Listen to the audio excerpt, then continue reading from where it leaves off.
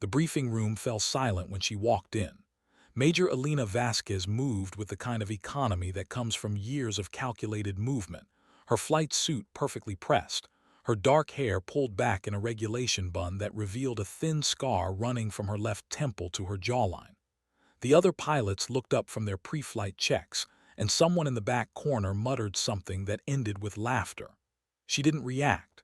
She never did. Command had assigned her to the 455th Expeditionary Wing 3 weeks ago, and in that time she'd logged exactly 0 combat sorties. They kept her flying CAP missions over friendly territory while the others got the real action. She knew why. They all knew why. A woman, a Navy transfer, a SEAL washout, according to the rumors that followed her like contrails. The truth was more complicated, but Elena had learned long ago that the truth didn't matter as much as what people chose to believe. The operations officer, Lieutenant Colonel Marcus Webb, stood at the front of the room with his arms crossed. He was career Air Force, third-generation fighter pilot, and he wore his skepticism like a second uniform. "All right, listen up," he said, his voice cutting through the murmur of conversation. "We've got a situation developing in the Korengal Valley. Task Force running a HVT capture op went sideways. They're pinned down, taking heavy fire, and we've got hostiles moving in from 3 directions." He clicked the remote and a tactical map appeared on the screen behind him. Red icons clustered around a small green circle.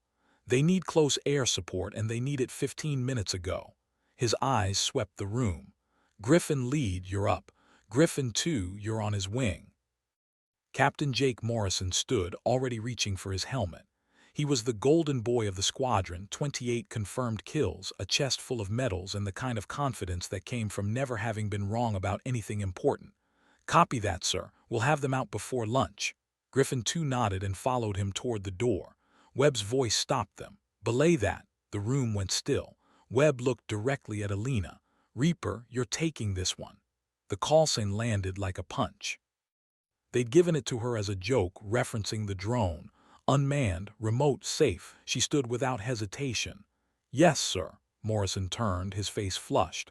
"Sir, with all due respect, this is a hot LZ. We need someone with combat experience." Webb's expression didn't change. "She has combat experience, Captain." Morrison's jaw tightened. "Not in an A-10, sir." Elena walked past him toward the equipment room, her voice low enough that only Morrison could hear. "I've got more combat hours than you have total flight time, Captain. Try to keep up." She didn't wait for his response. The A-10 Thunderbolt II sat on the tarmac like a predator at rest. Ungainly on the ground, all angles and bulk, the aircraft looked like something designed by someone who'd forgotten that planes were supposed to be beautiful. The nose stretched forward, housing the 7-barrel GAU-8 Avenger cannon that the entire airframe was essentially built around. 30mm rounds, depleted uranium, capable of shredding tanks like tissue paper. The wings sat high on the fuselage, straight and thick, each hardpoint loaded with ordnance. AGM-65 Mavericks hung under the inner pylons, their seeker heads pointed downward. Rocket pods bristled on the outer stations. And beneath the belly, barely visible in the pre-dawn light, the cannon's muzzle protruded like a promise. Elena ran her pre-flight check with the precision of ritual, her hands moving over control surfaces, checking hydraulic lines, verifying munitions loads. The crew chief, a staff sergeant named Domings, watched from beside the ladder. "Ma'am," he said carefully, you good to go." She looked at him, recognizing the question beneath the question. "Are you ready for this? Are you what they say you are? Can you handle what's coming?" "I'm good, Sergeant." She climbed into the cockpit, the familiar smell of jet fuel and electronics washing over her. Home. This was home in ways that briefing rooms and barracks never would be. She strapped in, connected her oxygen line, adjusted her helmet. The instrument panel glowed in the darkness. Switches and dials and multifunction displays arranged in the organized chaos that only made sense after thousands of hours. She started the engines, felt the vibration through her seat as the twin General Electric turbofans spooled up. Tower cleared her for takeoff. She rolled onto the runway, pushed the throttles forward, and felt the Warthog accelerate. It was never graceful, never elegant. It simply decided to fly through sheer bloody-minded determination. 70 knots, 80, 100. The nose lifted and she was airborne, banking northeast toward the mountains that were just beginning to catch the first light of dawn. Her radio crackled. "Reaper, Griffin lead, I'm on your 6.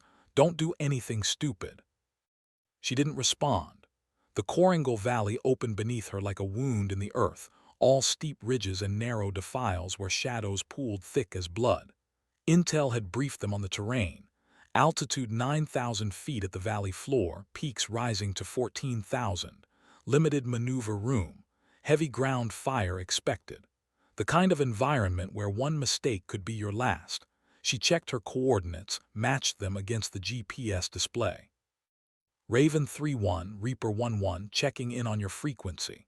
The radio hissed static, then a voice came through, tight with stress and filtered through compression. "Reaper, Raven 3-1, where the hell have you been?" The voice belonged to someone young, someone scared, trying very hard not to sound it. "Raven, I'm 3 minutes out. Give me a sitrep." The response came between bursts of gunfire she could hear through the transmission. "We're taking fire from a compound to our north, approximately 200 meters. Additional hostiles in tree line to our east. We've got 2 casualties, 1 critical. We need immediate suppression." Alina dropped to 8,000 feet, scanning the terrain below. The compound appeared first, a cluster of mud brick buildings arranged around a central courtyard. Muzzle flashes sparkled from the roofline. She marked it on her targeting display. "Raven, I've got eyes on the compound. Confirm, no friendlies north of your position." "Negative, negative. All friendlies are south of the compound in the riverbed. You're clear to engage." She armed the Mavericks, selected the first missile, and got tone. The Seeker head locked onto the largest building. "Raven, Maverick inbound. Keep your heads down." She squeezed the trigger. The missile dropped from its rail, motor igniting, streaking forward on a pillar of white smoke. It struck the center of the building with a flash that turned the dawn orange, the blast rolling through the compound like a wave. Walls collapsed inward. The muzzle flashes stopped. Good hit, that's most of them, but we've still got movement in the tree line bearing 090 from our position. Alina banked hard left, brought the Warthog around in a turn that pushed her into her seat. The tree line was thick, ancient cedars and pines that climbed the eastern slope. Movement was harder to spot there, but she'd learned to read terrain the way some people read books. There, a flash of fabric. The unnatural straight line of a rifle barrel. "Raven, I'm going to make a gun run on the tree line. Mark your position with smoke." A moment later, purple smoke billowed from the riverbed. She lined up her approach, brought the nose down, and squeezed the trigger. The GAU-8 roared. It didn't sound like other weapons. It was deeper, more primal, a sound like the sky itself was being torn apart. 70 rounds per second, each one the size of a beer bottle, leaving the barrel at 3,000 feet per second.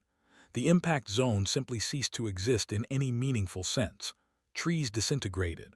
Rocks shattered. The earth itself seemed to convulse. She walked the burst across the tree line, left to right, methodical and precise. The recoil was enough to slow the aircraft. When she released the trigger and pulled up, smoke hung over the slope like a curtain. "Jesus Christ," the voice on the radio said. It wasn't fear anymore, it was awe. "Reaper, that's all of them. You cleared them out." Alina climbed back to altitude, scanning for additional threats. "Raven, what's your extraction status?" "Medevac is inbound, 5 minutes out." She circled, watching. Morrison's voice crackled over the squadron frequency. "Reaper, Griffin lead, not bad for a first-timer." She let the comment hang for a moment. "Griffin lead, this isn't my first time." Something in her tone made him pause. "Copy that." The Medevac Blackhawk came in low and fast, its rotors beating the air into submission. Alina watched it touch down, saw the figures running from the riverbed, carrying one between them. She stayed on station until the helicopter cleared the valley, until Raven confirmed they were safely outbound. Only then did she turn south, back toward base. The sun was fully up now, burning the morning haze from the valleys, turning the mountains gold. She'd been airborne for 40 minutes. It felt like seconds and hours at the same time. When she landed and climbed out of the cockpit, Domings was there with a smile. "Ma'am, they're already talking about it." Said you carved up that tree line like it personally offended you. Alina pulled off her helmet, ran a hand through sweat-damp hair. It was shooting at our people, Sergeant. That's offense enough. In the debrief, Webb played the gun camera footage. The room watched in silence as the Maverick struck home as the cannon fire raked the hillside. When the lights came up, Morrison was looking at her differently. Not friendly exactly, but not dismissive either. It was a start. But it was only a start, and Alina knew from experience that respect had to be earned again and again, every single day, until finally it became something they couldn't take back. She didn't mind. She'd been earning things the hard way her entire life. 2 days later, she was back in the rotation. They sent her up for what was supposed to be a routine patrol, overwatch for a convoy moving through Kandahar province. The kind of mission that usually meant hours of boredom punctuated by nothing. She flew with Griffin II on her wing, a quiet lieutenant named Michaels who spoke in careful, complete sentences and had a reputation for being unflappable. They maintained altitude at 12,000 feet, high enough to be above most ground fire, low enough to respond quickly if needed. The convoy was 11 vehicles, 3 gun trucks and 8 supply vehicles, threading through the mountain passes like beads on a string. Alina monitored the radio chatter, half listening to the ground commander coordinate movement. It was the silence that bothered her. 3 hours into the flight, and they hadn't heard so much as a radio check from the Taliban frequencies they monitored. The enemy wasn't quiet without reason. Griffin II, you seeing anything unusual on thermals? Michaels took a moment to respond. Negative, Reaper, everything looks cold. But Alina couldn't shake the feeling, that sixth sense that every combat veteran developed and the ones who survived learned to trust. She dropped to 8,000 feet, started a slow circle around the convoy's projected route. Reaper, Griffin II, what are you doing? Just taking a closer look. That's when she saw it. A vehicle that didn't match the landscape, partially concealed beneath camouflage netting 200 meters ahead of the convoy. She zoomed her targeting pod, enhanced the image, not just a vehicle, a technical, and beside it, barely visible, the distinctive shape of a recoilless rifle. Griffin II, I've got a technical with what looks like an SPG-9 Grid Whiskey Bravo 649er 321. She switched to the convoy frequency. Wolfpack 6, Reaper 11. You've got a technical with AT weapon 200 meters ahead, you're 12 o'clock. Advise you halt immediately. The convoy commander's response was sharp. Reaper, we don't see anything, are you sure? Alina was already arming a Maverick. Wolfpack, I'm sure. That technical fires, your lead vehicle is gone. I'm engaging now. She didn't wait for permission. The missile streaked forward and the technical vanished in a fireball. The camouflage netting burned away like paper. In the aftermath, she could see bodies scattered around the impact point. 3. No, 4, and something else. She enhanced the image again, felt her blood go cold. Wolfpack, Reaper, you need to stop, now. There are IEDs on the road. The convoy ground to a halt. EOD moved forward, and what they found made the evening intelligence brief. 17 IEDs, Daisy, chained across half a kilometer of road. Enough explosive to destroy the entire convoy twice over. The technical had been the triggerman, waiting for the vehicles to reach the kill zone. Alina's intervention had saved 43 lives. When she landed, the convoy commander was waiting on the tarmac. He was a captain infantry with the kind of weathered face that came from too many deployments. He shook her hand without preamble. Ma'am, my men are alive because of you. That's all I came to say. She nodded, not trusting herself to speak. Webb found her in the ready room an hour later. Good eyes today, Major. She looked up from the maintenance report she was reviewing. Just doing the job, sir. He studied her for a moment. I read your file, your real file, not the sanitized version they put in the transfer packet. Alina went very still. And, Webb pulled out a chair, sat down across from her. Navy SEAL training, didn't wash out, graduated, served 4 years with DEVGRU. Then transferred to naval aviation, went through flight school, flew combat missions in both Iraq and Afghanistan, Purple Heart, Bronze Star with V device, and a whole section that's redacted above my clearance level. He leaned back.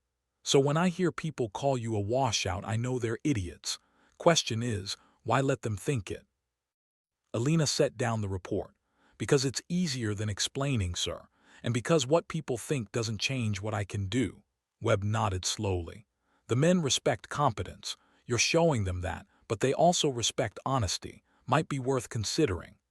After he left, Alina sat alone in the ready room, listening to the sound of jets taking off and landing, the rhythm of a base at war. She thought about honesty, about the things she'd done that couldn't be spoken about, the missions that existed only in redacted files, and the memories of the people who'd been there. She'd been part of an assault team that hit a compound in Waziristan. The mission had gone bad and they'd been captured. 3 of them. Bound. Beaten. The enemy had thought they'd caught American soldiers. They hadn't known they'd caught a SEAL, hadn't known what that meant until it was too late.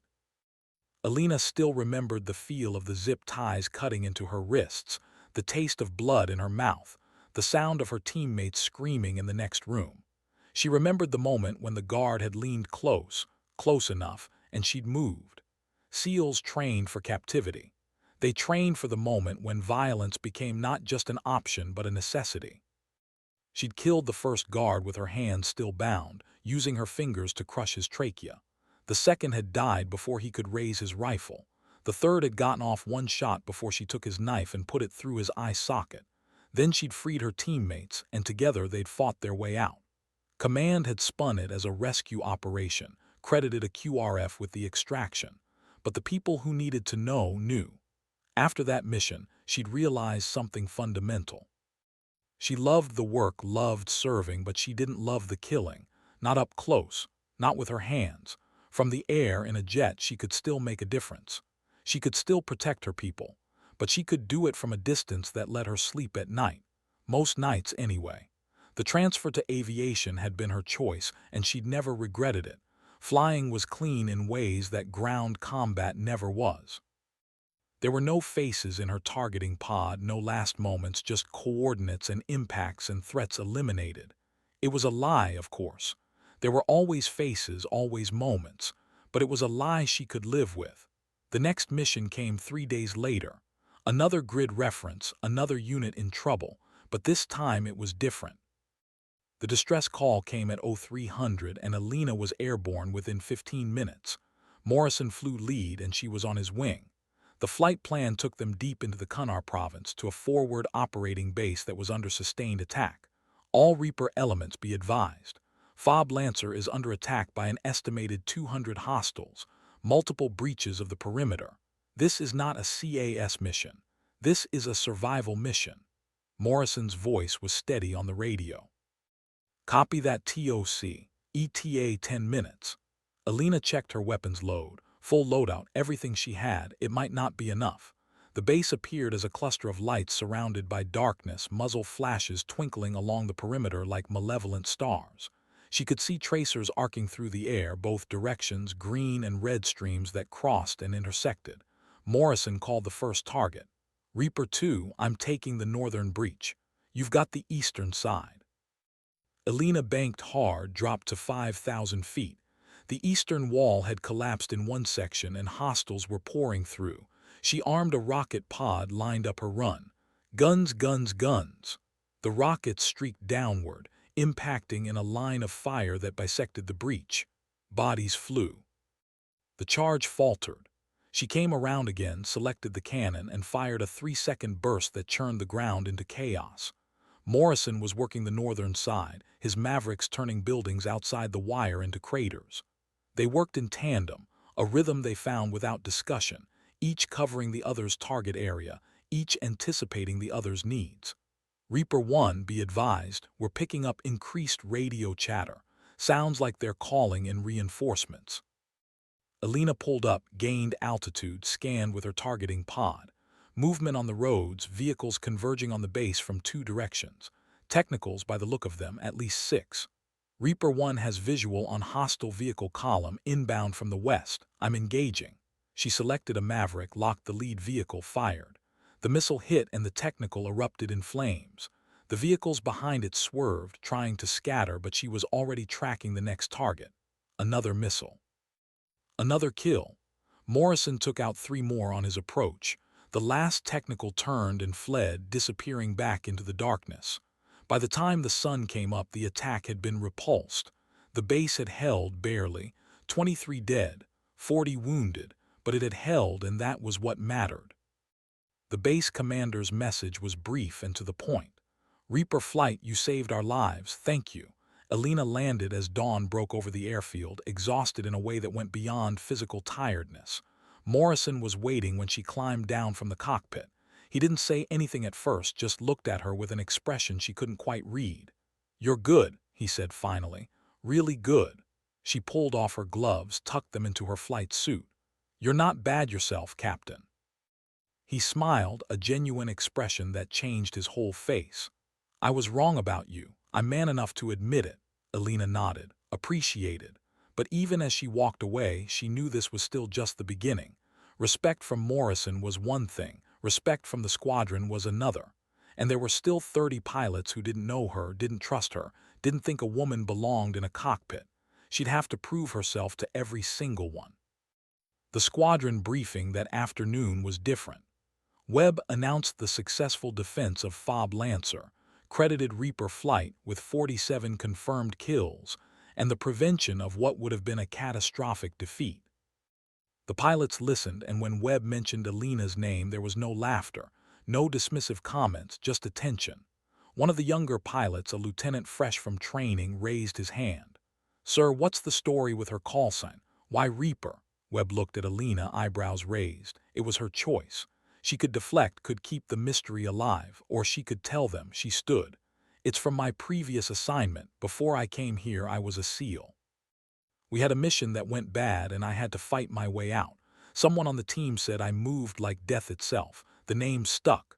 The room was silent. Morrison leaned forward. "You were a SEAL, like an actual SEAL?" Alina met his eyes. "Yes." Another pilot spoke up. "Why'd you leave?" This was the hard question, the one that required the truth she usually kept buried. "Because I realized I could do more good from up here than down there. Because I wanted to protect people, not just kill them. Because flying lets me be the person I want to be, not just the person I was trained to be." Webb nodded slowly. "Major Vasquez has more combat experience than most of us combined. She's an asset to this squadron, and I expect everyone here to treat her as such." It wasn't quite acceptance, not yet, but it was acknowledgement, and that mattered.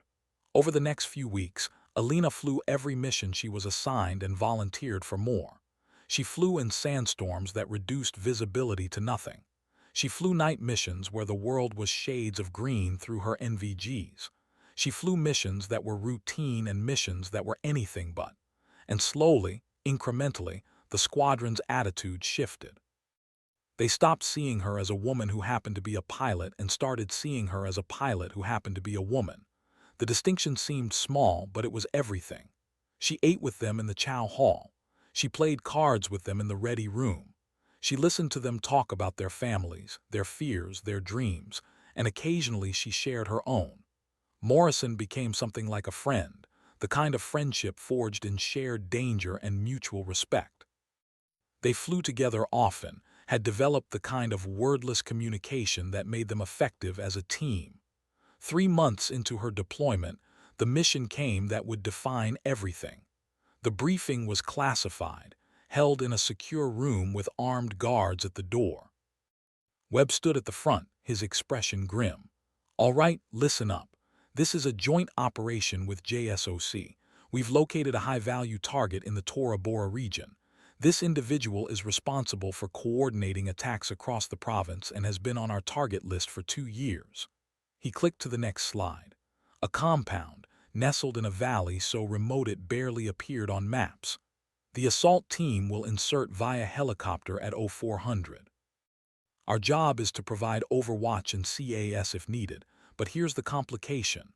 We have intelligence suggesting the target has shoulder-fired SAMs. We'll be operating in a high-threat environment." Morrison frowned. "What's our role?" Webb's expression didn't change. "Weapons free on any hostile action. Priority is protecting the assault team. Secondary is eliminating the target if he attempts to escape." He looked directly at Alina. "Reaper, you're leading this one. Morrison, you're her wing." Alina nodded. "Yes, sir." The weight of it settled on her shoulders. This was the kind of mission that could end careers or make them. There was no room for error. She spent the rest of the day preparing, checking and rechecking every system on her aircraft, reviewing the intelligence package until she had the compound's layout memorized. At 0300, she was in the cockpit, running through pre-flight checks by muscle memory. The night was clear, stars scattered across the sky like broken glass. She took off into that darkness, Morrison on her wing, and flew northeast toward the mountains that marked the border. The assault team's call sign was Anvil 6. Their commander was a master sergeant named Tors, and his voice on the radio was calm in the way that only truly experienced operators could manage. Reaper 1-1, Anvil 6. We're inbound to target ETA 12 minutes. Alina checked her position, adjusted course slightly. Anvil 6, Reaper. We're on station, standing by. She orbited at 15,000 feet, high enough to be above any ground fire, her sensors sweeping the compound below. Thermal imagery showed heat signatures moving inside the buildings. At least 20 individuals, maybe more. The assault helicopters came in low and fast, flared hard, and the team fast-stroked down into the compound. For 3 minutes, everything went according to plan. Then the world exploded. The SAM launch was visible as a streak of fire rising from the ridgeline east of the compound, tracking toward one of the helicopters. The pilot saw it, tried to evade, but the missile was faster. It struck the tail rotor and the helicopter spun out of control, crashed hard into the valley floor outside the compound. Reaper Anvil 6, we have a bird down, crew and passengers are still inside. We need immediate suppression on that ridgeline. Alina didn't hesitate. She rolled inverted, pulled the nose down, and dove toward the target. Morrison called out, Reaper, that's a SA-7 site. They'll light you up. She didn't respond. The altimeter spun downward, 10,000 feet, 8,000, 6,000. The SAM site was dug in among the rocks, partially concealed. She could see the launcher swinging toward her. At 4,000 feet, she fired a Maverick. The missile impacted perfectly, the SAM site vanishing in a flash of orange fire. She pulled up hard, the G-forces crushing her into her seat, and climbed back to altitude. Anvil 6, Reaper. SAM site is destroyed. You're clear to extract the downed crew. The rescue operation took 20 minutes that felt like 20 hours. The crew had survived the crash, but one was injured badly enough that he couldn't walk. Tors and his team fought their way to the helicopter, held off attacks from 3 directions, and carried the wounded man back to the compound. Alina and Morrison worked the perimeter, their cannons and rockets keeping the enemy at bay. She fired until her gun barrels glowed red, until the aircraft stank of cordite and hot metal. Finally, Tors called the all-clear. Reaper Anvil 6, we're extracting now. Target is confirmed KIA, and we have all personnel accounted for. The extraction helicopters came in, and Alina maintained overwatch until every single operator was airborne and outbound. Only then did she turn south. She was nearly out of ammunition. Her fuel was low. Her hands were shaking with adrenaline crash, but everyone had made it out. When she landed, there was a crowd waiting, not just squadron personnel. The JSOC team leader was there, a colonel with a Ranger tab and more combat deployments than Alina could count. He walked up to her as she climbed down from the cockpit, and without a word, he extended his hand. Ma'am, that was the finest CAS work I've seen in 20 years. You saved my men. Alina shook his hand, her voice steady despite the exhaustion. Just doing my job, sir, he smiled. No, Major, that was considerably more than just doing your job. The debrief lasted 3 hours. They reviewed every second of the mission, every decision, every shot fired. When it was over, Webb pulled Alina aside. I'm putting you in for a distinguished flying cross. That SAM site engagement alone warrants it, but the sustained support throughout the operation seals it. Alina didn't know what to say. Thank you, sir. Webb studied her for a moment. You know, when they first assigned you here, I had my doubts. I'm not proud of it, but I did. I thought maybe they were checking a box, making a point. I was wrong. You're one of the finest pilots I've ever served with, and I'm honored to have you in my squadron. It was the closest thing to an apology she would get, and it was enough. The medal ceremony happened 3 weeks later. Alina stood at attention while a general she'd never met read the citation, pinned the cross to her uniform. The squadron was there, all of them, and when it was over they clapped. Not politely, not obligatorily. but genuinely with respect and admiration. Morrison shook her hand afterward. "You've earned this 10 times over." She looked at him, at the squadron around her, at these people who had become something more than just colleagues. "We all have." The deployment continued. Alina flew mission after mission, each one adding to her reputation. The pilots who'd once mocked her now sought her advice. The maintenance crews took pride in keeping her aircraft in perfect condition. The ground commanders requested her by name. She'd become Reaper in truth, not just in call sign. Pilot they wanted overhead when everything went wrong, the one they trusted to bring them home. 4 months into her deployment, she was leading a 4-ship formation on a strike mission against a Taliban command post when her aircraft was hit. She never saw the round that struck her. One moment everything was normal. The next, alarms were screaming and her right engine was on fire. "Reaper 1 is hit. I'm losing hydraulics and I've got an engine fire." Morrison's voice cracked through the static.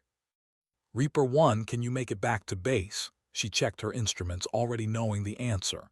"Negative, I'm ejecting." She transmitted her position, reached for the ejection handle and pulled. The canopy blew away. The rocket motor under her seat fired and she was out, tumbling through space. The parachute deployed with a crack that she felt through her entire body. Suddenly, everything was quiet. She hung in the air, watching her Warthog spiral downward, trailing smoke before it impacted the valley floor in a gout of flame. Then she was focused on survival. She could see hostiles moving toward her projected landing point. She had maybe 5 minutes before they reached her. She landed hard, rolled, released the parachute, and pulled her sidearm. The terrain was rough, all rocks and scrub brush. She found cover in a depression between 2 boulders and keyed her survival radio. "Any station, this is Reaper 1-1. I'm down in grid Quebec Alpha 49er2765. Hostiles approaching my position. Request immediate extraction." The response came not from her squadron but from a JTAC embedded with a Special Forces team nearby. "Reaper 1-1, this is Blade 2-7. We're inbound to your position. ETA 15 minutes. Can you hold?" Alina checked her ammunition. 2 magazines for her sidearm, 1 hand grenade. "I'll make it work." The hostiles appeared 3 minutes later, 6 of them moving carefully through the rocks. They knew she was here. They just didn't know exactly where. Alina let them come close. 50 meters, 40, 30, then she fired. The first 2 dropped before the others even registered they were under attack. The remaining 4 scattered, took cover, returned fire. Rounds sparked off the rocks around her. She shifted position, fired again, took down a 3rd. But they were flanking her now, trying to get around both sides. She couldn't hold this position. She pulled the grenade, threw it toward the nearest hostile, and used the explosion as cover to move. 20 meters to a new position behind a larger outcropping. She could hear them calling to each other, coordinating. They knew what they were doing. Her radio crackled. "Reaper 1-1, Blade 2-7. We have visual on your position. Keep your head down." The firefight erupted from a new direction as the SF team engaged the hostiles. Alina used the confusion to eliminate the 4th hostile, then the 5th. The last one tried to run and was cut down by the SF team. Then there was silence. A figure appeared above her position, weapon raised, and Alina nearly fired before she recognized the American kit. "You're one hard lady to kill, ma'am." The soldier was young, couldn't have been more than 25, with a beard and the kind of eyes that had seen too much. "Thanks for the assist," Alina said, holstering her sidearm. "Thank you for that gun run last month in the Korangal. Saved my squad's ass." Alina blinked. "You were there," he grinned. "We're all connected out here, ma'am. Word gets around about who's good. You're good." The extraction helicopter arrived 10 minutes later. Alina was back at base by noon, debriefed by 1400 and standing in Webb's office by 1500.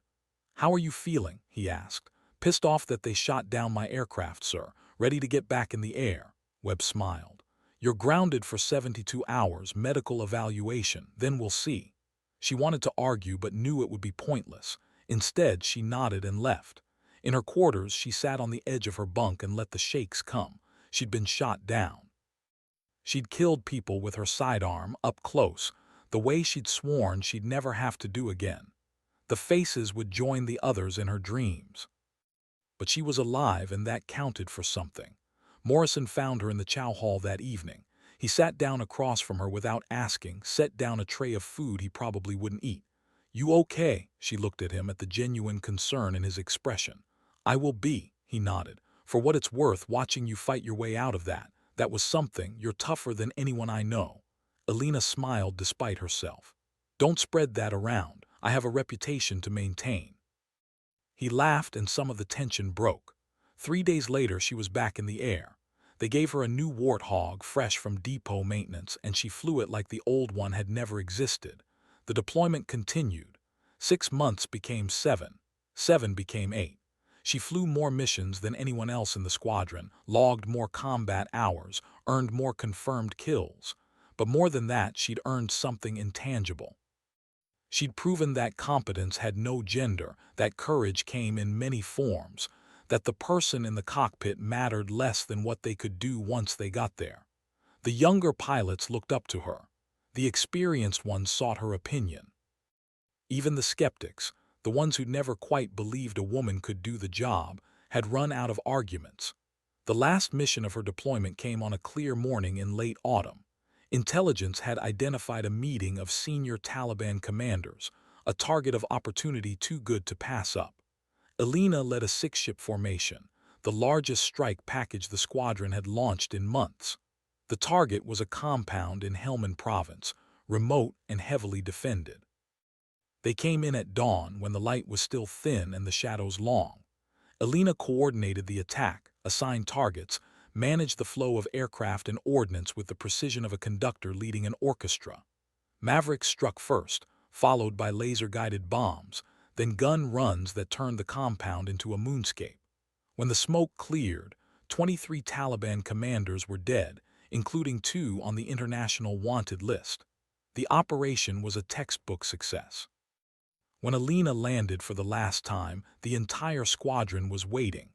They'd lined up along the taxiway, all of them, standing at attention.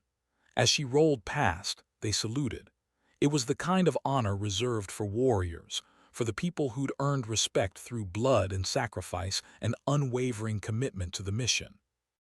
Alina climbed out of the cockpit, stood on the ladder, and returned the salute. Webb was there, along with Morrison and every pilot she'd flown with. "Major Vasquez," Webb said, his voice carrying across the tarmac. "On behalf of the 455 Expeditionary Wing, thank you for your service. You've set a standard we'll be trying to match for years to come." Alina didn't trust herself to speak. She nodded, climbed down, and shook hands with what felt like 100 people.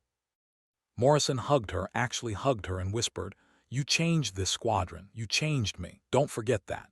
She flew home 2 days later, watching the mountains recede beneath her, the landscape she'd come to know in the most intimate way possible. She thought about the missions, the close calls, the people she'd saved and the people she'd killed. She thought about the journey from mockery to respect, from skepticism to admiration. It hadn't been easy. It had never been easy, but it had been worth it. Back in the States, she was assigned to a training squadron, tasked with teaching the next generation of Warthog pilots how to survive and succeed in combat. She approached it with the same intensity she'd brought to combat, the same refusal to accept anything less than excellence. Her students learned quickly that Major Vasquez demanded perfection, not because she was harsh, but because she knew what waited for them downstairs in the real world where mistakes cost lives. One of her students, a young lieutenant named Sarah Chen, reminded Alina of herself years ago. Competent, driven, quietly determined to prove herself in a world that didn't always want to make room for her. Alina took Chen under her wing, mentored her, shared the lessons she'd learned the hard way. "The aircraft doesn't care who you are," she told Chen one afternoon after a particularly challenging training flight. "It responds to skill, to confidence, to competence. Give it those things and it'll take care of you. The people, though, the people you'll have to win over every single day. Some of them will never believe you belong. Don't let that stop you." Chen listened, absorbed every word, and when she graduated at the top of her class, she sought out Alina before her first assignment. "Ma'am, thank you for everything." Alina smiled. "Go be better than I was. That's all the thanks I need." Years passed. Alina promoted to lieutenant colonel, then colonel. She commanded a squadron, then a group. then a wing. She became the person other people looked to for guidance, for leadership, for the kind of steady competence that only came from having been tested and refined by fire. But she never forgot where she'd come from, never forgot the squadron that had taken a chance on her, that had learned to see past their preconceptions to the pilot underneath. She kept in touch with Morrison, who made colonel himself and commanded his own squadron. They'd swap stories over drinks when their paths crossed, laugh about the early days when he'd been so sure she didn't belong. "I was an idiot," he'd say, always with a rueful smile, "but you taught me better." Alina would shake her head. "You weren't an idiot. You were just doing what you'd always done, seeing what you'd always seen. Changing that takes time, takes proof. I don't blame you for it." But the truth was more complicated, and they both knew it. The truth was that every woman who followed her path would have to prove herself just like Alina had, would face the same skepticism, the same doubt. Some would give up, some would push through. All of them would be shaped by the experience in ways both visible and invisible. The recognition came late in her career, a promotion to brigadier general, a posting to the Pentagon, the kind of position where she could influence policy, could shape the future of women in combat aviation. She took it seriously, used her position to advocate for changes she wished had existed when she was coming up. Better support systems, clearer pathways, consequences for harassment and discrimination. She knew she couldn't change everything, but she could make things better for the generation coming after her. One afternoon in her Pentagon office, she received a message. A young captain, stationed in Afghanistan, had been shot down and was credited with fighting off Taliban forces with her sidearm until rescue arrived. The captain's name was Sarah Chen. Alina smiled, pulled out a piece of paper, and wrote a letter. Not an official commendation. Just a note from one pilot to another, from someone who understood what it took, what it meant, what it cost. "You did well," she wrote. "You honored the aircraft, the uniform, and everyone who came before you. Fly safe. Come home. The mission continues." She sealed the envelope, sent it through channels, and returned to her work. But in a quiet moment she allowed herself to feel pride. Not in her own achievements, though those mattered, but in the fact that because of pilots like her, because of the path they'd carved through skepticism and doubt and outright hostility, women like Chen could focus more on flying and less on fighting for the right to fly. It wasn't perfect. The military still had work to do, still had cultures to change and attitudes to shift. But it was better, measurably, demonstrably better, and that was something. Alina retired after 30 years of service. The ceremony was small, just the way she wanted it. A few close friends, some colleagues, the people who'd mattered along the way. Morrison gave a speech that had everyone laughing and crying by turns.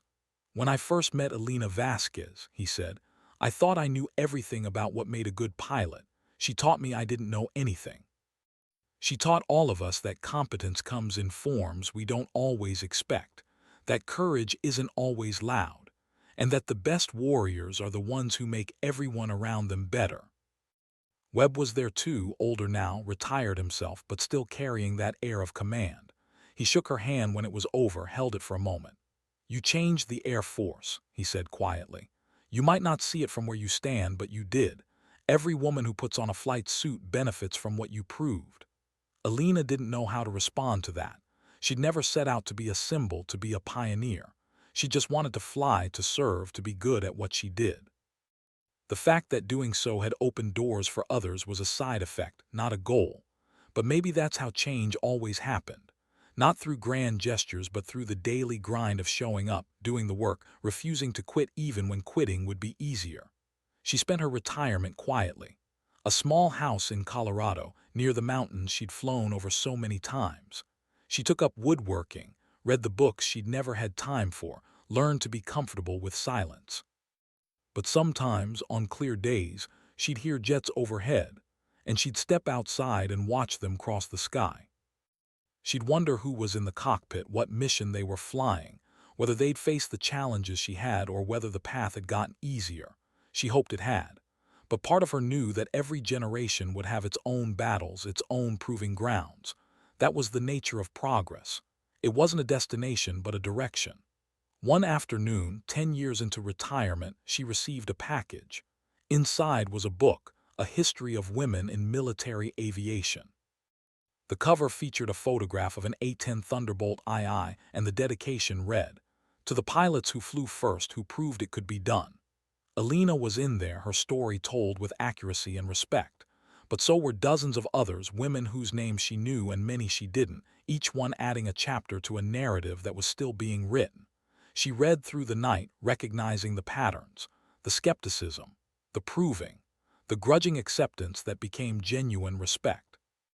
Over and over, across decades and conflicts and aircraft types, each woman fighting her own version of Alina's battle, each one pushing the boundary a little further. When she finished, she closed the book and sat in the darkness, listening to the silence. She thought about the girl she'd been, determined to serve, to be part of something bigger than herself. She thought about the SEAL she'd become, learning to be harder than she ever wanted to be. And she thought about the pilot she'd chosen to be, finding a way to serve that let her keep her humanity. It had been a long journey, full of pain and triumph, setbacks and victories. But standing here at the end of it, she wouldn't have changed a thing, because she'd mattered, she'd made a difference. She'd saved lives and changed minds and left the world better than she'd found it, and in the end, that was enough. The phone rang one morning years later. Alina answered it to hear a voice she hadn't heard in decades. "Major Vasquez, I mean General Vasquez," she smiled. "Just Alina now. Who is this?" The voice belonged to Torres, the master sergeant from that long-ago mission in Tora Bora. "Ma'am, I'm teaching at the Ranger School now. I tell the story of that mission to every class. I tell them about the pilot who flew into a SAM site to save our people. I wanted you to know that your actions that night, they're part of our culture now, part of our history. You're not forgotten." Alina felt something catch in her throat. "Thank you, Sergeant. That means more than you know." When she hung up, she sat for a long time, watching the light change on the mountains. She thought about legacy, about what we leave behind, about the ways our actions ripple forward through time in patterns we can't predict or control. She'd never sought glory. She'd never wanted to be a symbol. She just wanted to be good at her job, to serve with honor, to make a difference where she could. But in doing so, she'd become part of something larger, a story that began long before her and would continue long after. The story of people who refused to accept limitations, who pushed boundaries, who proved through action rather than argument that capability came in many forms. The sun set, turning the sky orange and purple and deep blue. Alina stood, stretched, and walked outside to watch. Somewhere in that sky, jets were flying. Somewhere pilots were facing their own challenges, fighting their own battles, proving their own worth. She'd been one of them. She'd fought her fight and won in the ways that mattered. Now it was their turn. The story continued, it always did. Alina smiled, watching the stars emerge one by one, and felt at peace. She'd done her part. She'd flown her missions. She'd earned her place. The rest was for the generations coming after, building on the foundation she and others like her had laid. The Warthog had been her weapon. The sky had been her battlefield. Respect had been her reward. But the real victory was this: knowing that because of what she'd endured, what she'd proven, what she'd achieved, the next pilot would have it just a little bit easier. And the one after that easier still. Until someday, maybe, gender wouldn't matter at all. Until competence was the only measure, courage the only currency, and the uniform the only thing that defined who belonged in the cockpit. That was worth fighting for. That was worth every challenge, every doubt, every moment of pain. That was the mission, and it was one worth flying.